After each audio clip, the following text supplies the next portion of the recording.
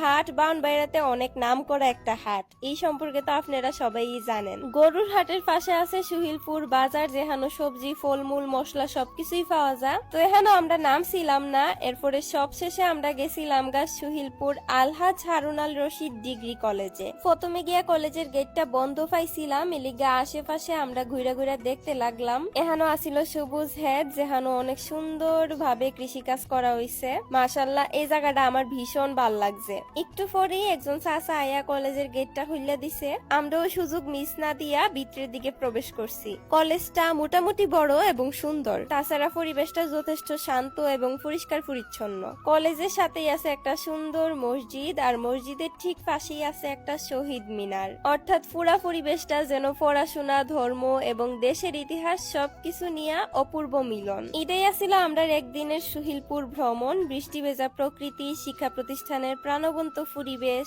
হাট বাজার, কৃষকের কঠোর পরিশ্রম সবকিছু মিলাইয়া ভ্রমণটা উঠছিল খুবই অর্থবহ এবং স্মরণীয়। আশা করি আপনাদের কাছে ভিডিওটা ভালো লাগছে। যদি ভালো লাগে থাকে অবশ্যই লাইক কমেন্ট শেয়ার কইরা পেজটা একটা ফলো করে দিবেন। দেখা হইতাছে নেক্সট ভিডিওতে। সবাই ভালো থাকুন, সুস্থ থাকুন, আল্লাহ হাফেজ।